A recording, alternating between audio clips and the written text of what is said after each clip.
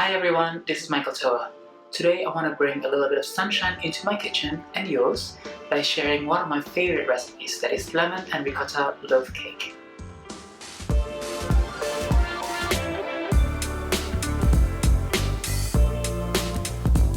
For the dry ingredients, here in a bowl I have 220 grams of plain flour or all-purpose flour, and to that I'm going to add a teaspoon of baking powder, half a teaspoon of baking soda, and a pinch of salt. And here is my secret ingredient, lemon pudding mix. I think this really adds to the lemoniness to the cake. You could sieve all the ingredients, but I just use a whisk and give them a good stir. And then set this aside until ready to use. In this recipe, I'll be using fresh lemon, both the juice and the zest. But before I move on to the wet ingredients, I want to show you a neat trick on how to get the maximum impact from your lemon zest.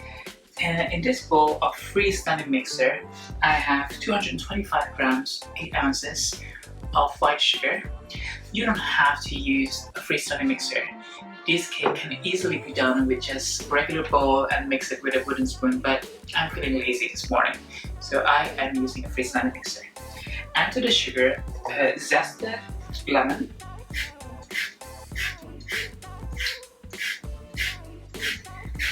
oh, you can smell the lemon already because lots of the lemon flavor is actually in the oil, in the skin. So just the zest of one lemon, and we'll use the juice both in the cake and also on the icing. Nearly there. And make sure you check the back of your microplane as well, because sometimes the zest likes to stick at the back there.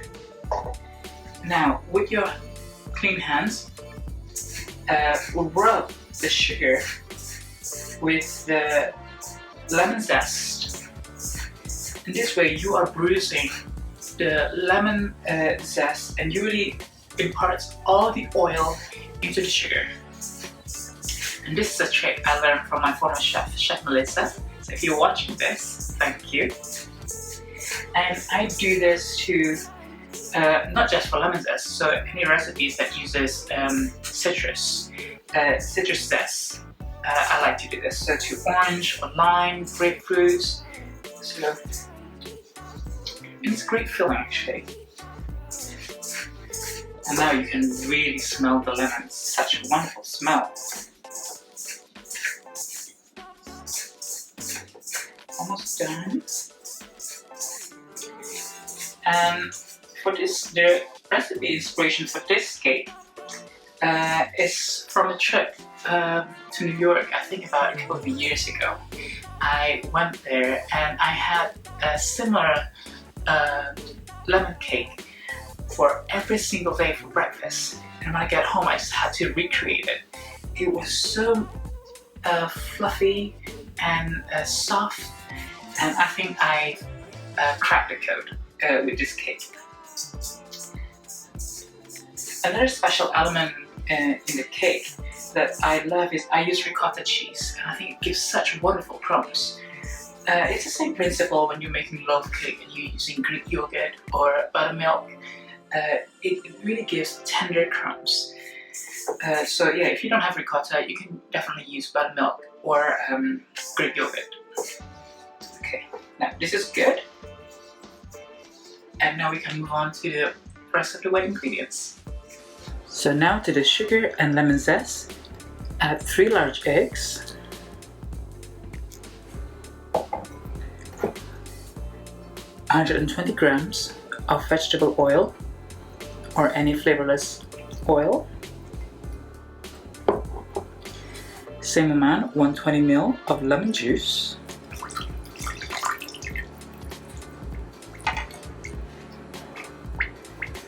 $125 grams of ricotta cheese,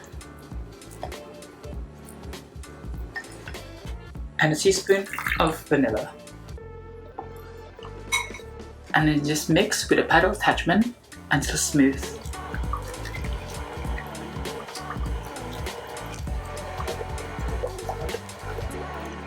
And then add all the dry ingredients into the bowl. And then mix again until just incorporated. Before pouring the mix into the tin, I'd like to give it one last scrape by hand with a spatula to make sure everything is nicely combined. So I poured the batter into the loaf tin, and don't forget to line and grease your loaf tin. I actually used a little bit of overhand here, so it'll be easier to lift up the cake later. And bake this into a preheated oven, 160 Celsius or 325 Fahrenheit for 45 to 50 minutes. When the loaf cake is out of the oven, let it cool slightly before removing it from the tin, and let it cool completely before applying the icing. The glaze for the cake is also very easy to make, just 2 ingredients. I have 120 grams of icing sugar here and 20 grams of fresh lemon juice, just over a tablespoon, and then just whisk it.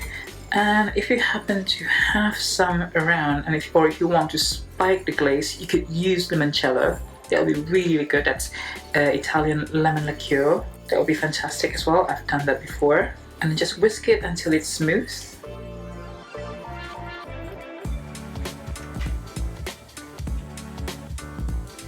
And just like that, this is the right consistency. It is not too thin or too thick. And although it looks like a skimp amount, believe me, this is more than enough. When the cake is completely cool, simply pour the glaze over the top.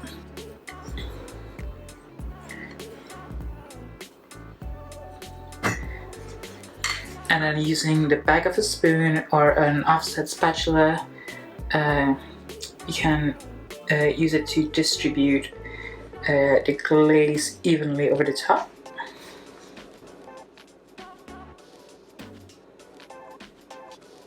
And if it's dripping on the side as well, that will be fine.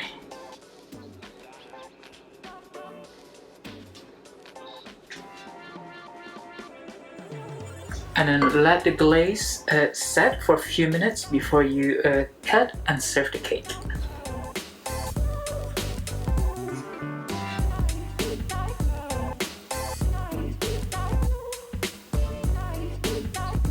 So that's it, pretty easy, right? I hope you give this a go. And in the meantime, stay safe, stay healthy, and until next time, thanks for watching.